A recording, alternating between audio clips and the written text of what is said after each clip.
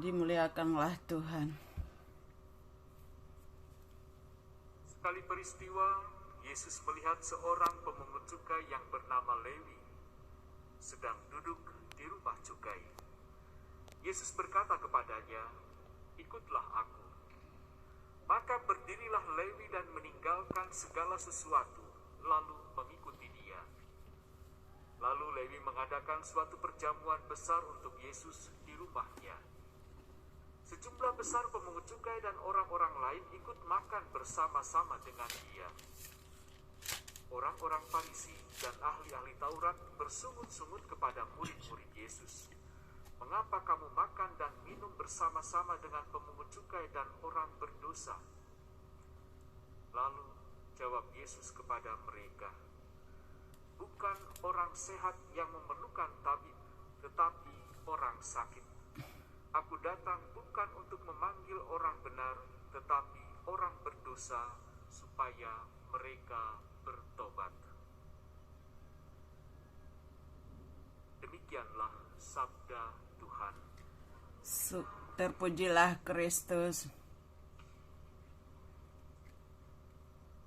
Saudari-saudaraku terkasih, seorang ibu mewanti-wanti atau melarang anaknya supaya tidak bermain dengan anak tetangganya yang dianggap nakal. Mungkin maksud si ibu supaya anaknya tidak terpengaruh, tidak terbawa oleh hal-hal yang jelek.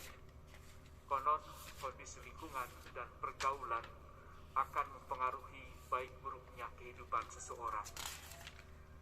Dalam Injil hari ini, Yesus bersama para muridnya ditegur oleh orang Farisi dan ahli Taurat karena mereka makan dan minum bersama pemungut cukai dan orang berdosa.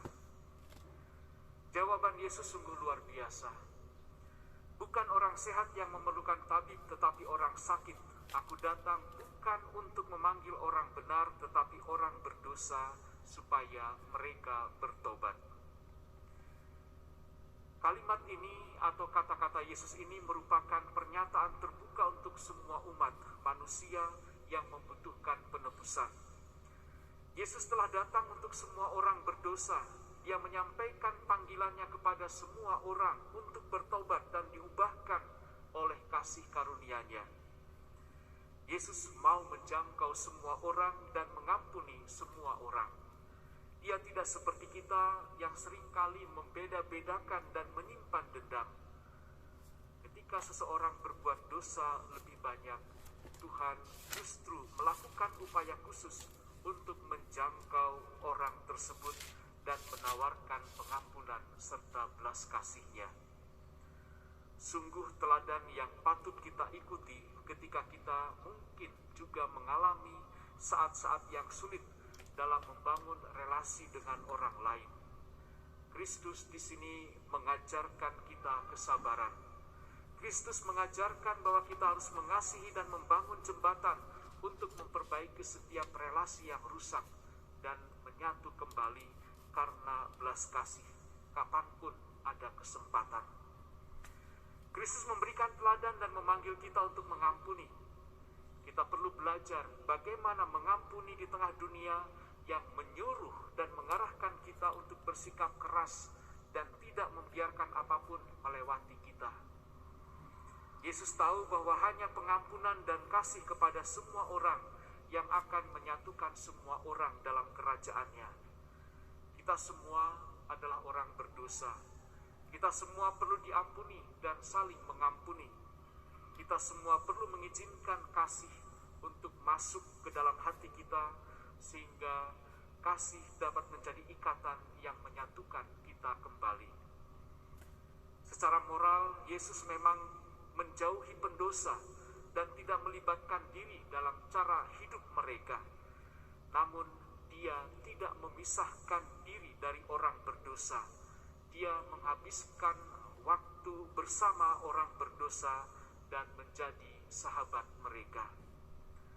Saudari-saudaraku terkasih, semoga kita bisa menjadi sahabat bagi semua orang tanpa membeda-bedakan, dan kita boleh menjadi jembatan dan saluran rahmat bagi banyak orang khususnya mereka yang tersisihkan, mereka yang seringkali dibuang dalam kehidupan masyarakatnya.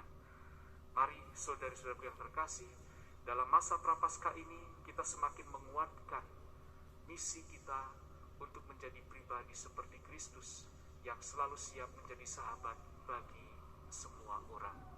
Tuhan memberkati.